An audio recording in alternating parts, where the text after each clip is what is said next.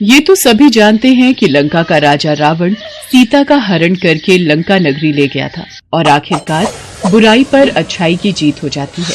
राजा राम रावण को मारकर विजय पा लेते हैं। राम रावण का घनघोर युद्ध समाप्त हो चुका था। रावण मृत्यु शैया पर पड़ा था। श्री राम जानते थे कि रावण महापंडित महाज्ञानी है और वो अंतिम पलों में लक्ष्मण को ज्ञान की महत्वपूर्ण बातें सिखा सकता है। इसलिए जब रावण अंतिम श्वास ले रहा था तब राम जी ने लक्ष्मण से कहा, लक्ष्मण, रावण अपने समय का एक श्रेष्ठ विद्वान पंडित है। इस समय वो तुम्हें ज्ञान की बातें बता सकता है जो तुम्हारे जीवन के लिए बहुत ही महत्वपूर्ण हो सकती हैं। रावण इस समय अपनी अंतिम सांसें गिन रहा है, जाकर उससे कुछ शिक्षा लो। पर भैया, रावण तो एक अत्याचारी राजा है और इस समय मृत्यु शैया पर लेटा वो अपने पापों का दंड भुगत रहा है। वो भला मुझे क्या ज्ञान देगा? प्रिय लक्ष्मण, रावण की महानता और उसके ज्ञान को अस्वीकार मत करो। रावण एक महान योद्धा है, एक महान शासक है। रावण को उचित और अनुचित का भली भांति ज्ञान है। उसकी पराजय का कारण केवल अभिमान है, अहंकार है। अन्यथा संसार की कोई भी शक्ति रावण को पराजित नहीं कर सकती थी। यदि तुम्हें अभी भी रावण के पांडित्य पर कोई संदेह है तो तुम स्वयं जाओ और रावण के मुख से ज्ञान की बातें सुनो। तुम्हें उनके सच का अनुभव हो जाएगा। जाओ लक्ष्मण।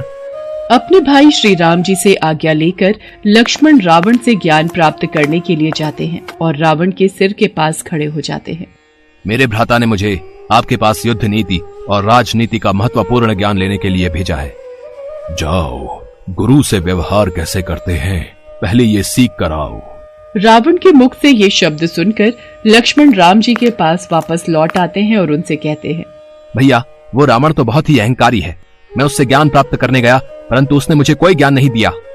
ज्ञान प्राप्त करने के लिए तुम कहाँ खड़े थे लक्ष्मण? भैया, मैं उसके सिर के पास खड़ा था। नहीं लक्ष्मण, यदि गुरु से ज्ञान प्राप्त करना हो तो सदैव उसके चरणों के पास खड़े रहना चाहिए। जाओ लक्ष्मण, रावण तुम्हें ज्ञान अवश्य देगा।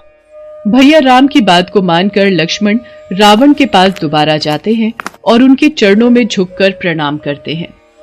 मेरा प्रणाम स्वीकार कीजिए महाराज रावण, मैं आपके पास ज्ञान प्राप्त करने आया हूँ। लक्ष्मण, इस समय तुम मुझसे ज्ञान प्राप्त करने आए हो, इसलिए मैं तुम्हारा गुरु हूँ और गुरु से वार्ता करने में विनम्रता आवश्यक है।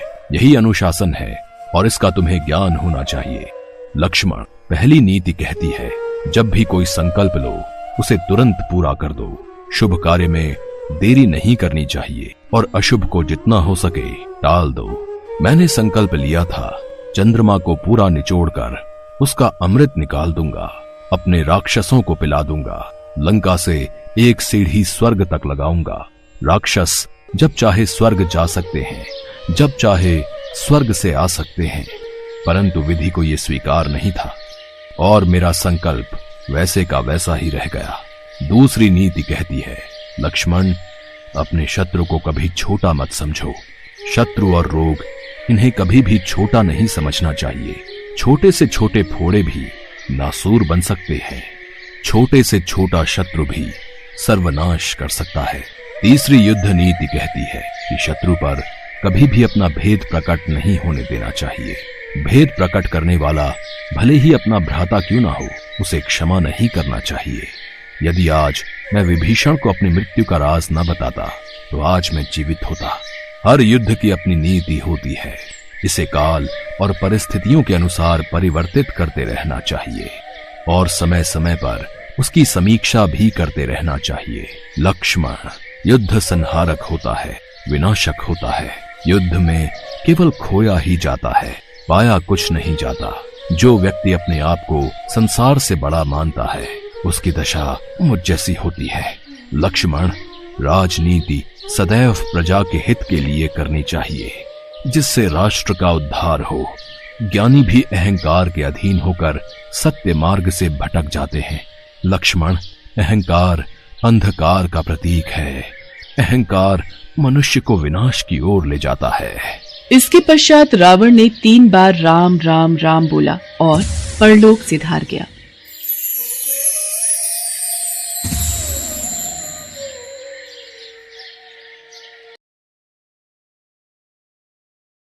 बहुत समय पहले की बात है। भरतपुर नामक गांव में चंदन नाम का एक लड़का रहता था। वो स्वभाव से बहुत आलसी था, परंतु उतना ही वो भोला भाला भी था। वो दिन भर कोई काम नहीं करता था, बस सारा दिन खाना और सोना ही उसकी आदत थी।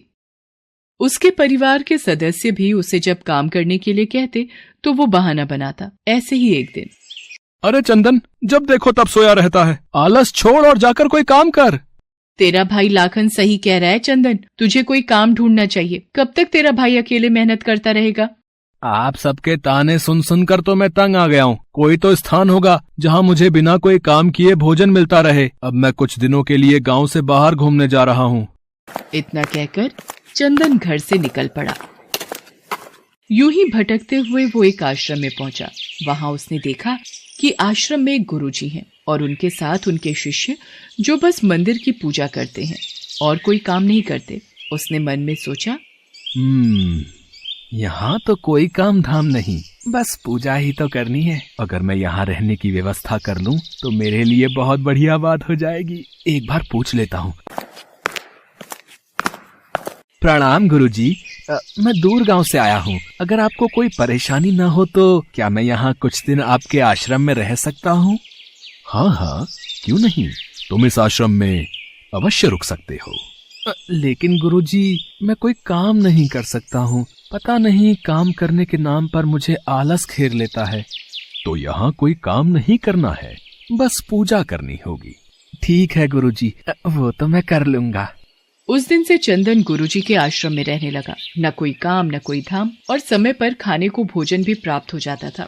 इसलिए चंदन पूजा पाठ पूरी लगन से करता था और प्रभु भक्ति में भजन गाता था। ऐसे ही चंदन को आश्रम में रहते महीना भर हो गया था। एक दिन चंदन पूजा पाठ के सभी कार्य करके जब भोजन करने रसोई में गया, अरे आज तो रसोई में खाने की कोई तैयारी ही नहीं है।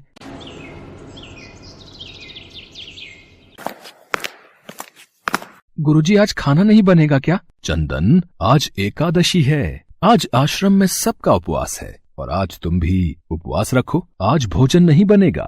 नहीं नहीं गुरुजी, अगर मैंने उपवास कर लिया तो कल का दिन नहीं देख पाऊंगा। मैंने कभी भी उपवास नहीं रखा और मैं उपवास नहीं रख सकता। मैं तो बिल्कुल भूखा नहीं रह सकता। मुझे तो बहुत भूख लगती है। ठीक है चंदन, अगर तुम्हें उपवास नहीं रखना तो तुम मत रखो, पर खाना भी तुम्हारे लिए कोई और नहीं बनाएगा। तुम्हें अपना खाना स्वयं बनाना पड़ेगा। चंदन तो स्वभाव से निरा आलसी था। उसे तो बस बैठकर खाने की आदत थी, पर भूख भी तो शांत करनी थी। मरता क्या न करता। गया रसोई में, लकड़ी, आटा, तेल, घी, सब्जी लेकर चंदन अभी खाना बनाने बैठा ही था, तभी गुरुजी आ गए। चंदन, तुम आज नदी के उस पार जाकर रसोई बना लो, और जब तुम भोजन बना लोगे तो राम जी को भोग जरूर लगा लेना। ठीक है गुरुजी, मैं भोजन तैयार करके भोग लगा दूंगा। अब मैं चलता हूँ। चंदन ने नदी पार पहुंचकर पहली बार जैसे तैसे खाना बनाया। ये भोजन बनाना तो कितना मुश्किल कार्य है। चलो जैसे तैसे बन ही गया, अब जल्दी से खा लेता हूँ। बहुत जोरों की भूख लगी है। पर याद आया, गुरुजी ने कहा था कि भोजन करने से पहले राम जी को भोग लगाना है। आओ मेरे राम जी, भोग लगाओ जी। प्रभु राम आइए, श्री राम आइए, मेरे भोजन का भोग लगाइए। अरे मेरा भजन भी समाप्त हो गया, भोजन ठंडा हो रहा है, पर भगवान तो आए नहीं। जब कोई नहीं आया तो चंदन बेचैन हो गया कि यहाँ तो भूख लग रही है और राम जी आ ही नहीं रहे। भोला मानस जानता नहीं था कि प्रभु साक्षात तो आएंगे नहीं, पर गुरुजी की बात मानना जरूरी है। पर चंदन भी अपनी बात पर डटा रहा। देखो प्रभु राम जी, मैं समझ गया कि आप क्यों नहीं आ रहे हो।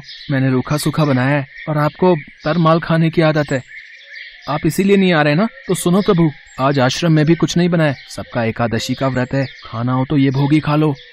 वो कहते हैं ना, भगवान भी भक्त के वश में होते हैं। श्री राम अपने भक्त की सरलता पर बड़े मुस्कुराए और माता सीता के साथ प्रकट हो गए। गुरुजी ने तो कहा था कि राम जी आएंगे, पर यहाँ तो माता सीता भी आई हैं और मैंने तो भोजन बस 2 लोगों का बनाया है। अगर एक को भोजन खिलाऊंगा तो दूसरे को ना पूछूं तो वो भी तो अच्छी बात नहीं है ना। कोई बात नहीं, मैं आज इन दोनों को ही भोजन खिला देता हूँ। मैं आज भूखा रह लूंगा।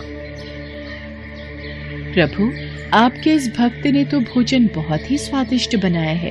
तभी तो मैंने तुम्हें यहाँ अपने साथ आने का आग्रह किया था। प्रभु, आप दोनों को मेरे हाथ का भोजन स्वादिष्ट लगा, ये जानकर मुझे बहुत खुशी हुई है। पर मुझे लग रहा था कि आप अकेले आएंगे, पर आप तो 2 लोग आए हैं, इसलिए मैं भूखा रह गया। पर अगली एकादशी पर ऐसा न करना, पहले बता देना कि कितने जन आ रहे हो, और हाँ, थोड़ा जल्दी आ जाना। भगवान राम चंदन की भोली भाली बातों को सुनकर मुस्कुराने लगे और माँ सीता के साथ प्रसाद ग्रहण करके चले गए। अगली एकादशी तक चंदन सब भूल गया। उसे लगा कि प्रभु ऐसे ही आते रहेंगे और प्रसाद ग्रहण करते रहेंगे, इसलिए उसने किसी को भी ये बात नहीं बताई। फिर एकादशी आई तो चंदन सोच में पड़ गया। कहीं ऐसा ना हो कि आज भी 2 लोग पधारें तो फिर मैं भूखा रह जाऊं, इसलिए आज मैं पहले से ही 3 लोगों का भोजन बना लूंगा।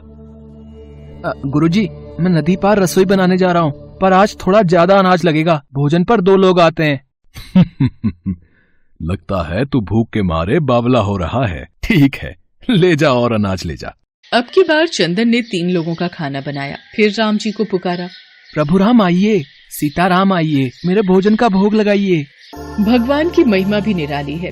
उन्हें भी अपने भक्त के साथ हंसी ठिठोली करने में बड़ा मजा आता है। इस बार श्री राम माता सीता के साथ भरत, लक्ष्मण, शत्रुघ्न और हनुमान जी को लेकर आ गए।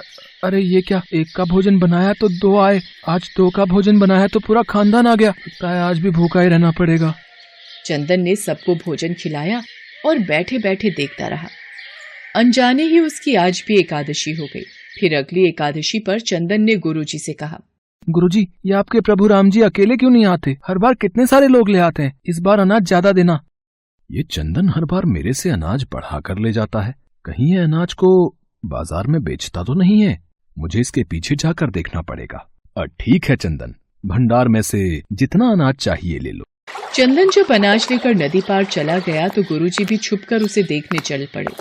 इस बार भोजन पहले नहीं बनाऊंगा, पता नहीं कितने लोग आ जाएं। पहले बुला लेता हूँ फिर बनाता हूँ। प्रभु राम आइए, श्री राम आइए, मेरे भोजन का भोग लगाइए। देखते ही देखते सारा राम दरबार मौजूद हो गया।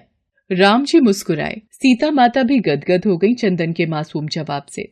प्रभु ये क्या, हम सब तो आपके साथ यहाँ पर भोजन के लिए पधारे हैं, पर यहाँ पर तो प्रसाद तैयार ही नहीं है। प्रभु इस बार मैंने ना खाना नहीं बनाया। क्यों चंदन, आज तुमने हमारे लिए प्रसाद क्यों नहीं बनाया? राम जी, भोजन बनाकर क्या फायदा, मैं तो भूखा ही रहूंगा, फिर क्या फायदा बनाने का। आप ही बना लो और खुद ही खा लो। क्या करें भैया, भक्त की इच्छा है, पूरी तो करनी ही पड़ेगी। चलो लग जाओ काम पर। लक्ष्मण तुम लकड़ी काट लो, देवी सीता तुम आटा गूंथ लो, मैं चूल्हे की तैयारी। राम जी के साथ सब मिलकर रसोई बनाने लगे। चंदन एक तरफ बैठकर देखता रहा। माता सीता राम जी के साथ जब रसोई बना रही थी तो कई ऋषि मुनि व यक्ष गंधर्व प्रसाद लेने आने लगे। यहाँ तो कोई दिखाई नहीं दे रहा, ये बिना भोजन बनाए अकेला भूखा क्यों बैठा है? चंदन बेटा क्या बात है, खाना क्यों नहीं बनाया? गुरुजी आप, अच्छा किया गुरुजी आप आ गए। देखिए कितने लोग आते हैं प्रभु के साथ। मुझे तो यहाँ पर कुछ नहीं दिख रहा सिवाय तुम्हारे और अनाज के। एक तो इतनी मेहनत करवाते हैं प्रभु, भूखा भी रखते हैं, और ऊपर से गुरुजी को दिख भी नहीं रहे। ये और बड़ी मुसीबत है। राम जी आप गुरुजी को दिख क्यों नहीं रहे? चंदन मैं उन्हें नहीं दिख सकता। क्यों? गुरुजी तो बड़े पंडित हैं, ज्ञानी है, विद्वान है, उन्हें तो बहुत कुछ आता है, उनको क्यों नहीं दिखते आप? माना कि उनको सब आता है, पर वे सरल नहीं हैं तुम्हारी तरह, इसलिए उनको नहीं दिख सकता। गुरुजी प्रभु कह रहे हैं कि आप सरल नहीं हैं, इसलिए आपको नहीं दिखेंगे।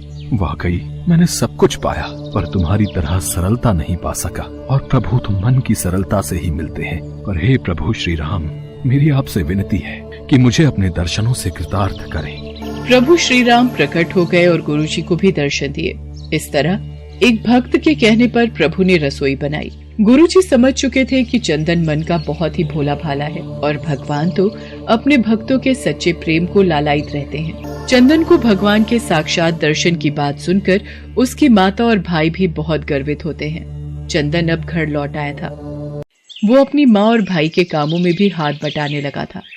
उसे विश्वास था कि वो जो भी भोजन बनाएगा प्रभु श्री राम उसे जरूर खाने आएंगे।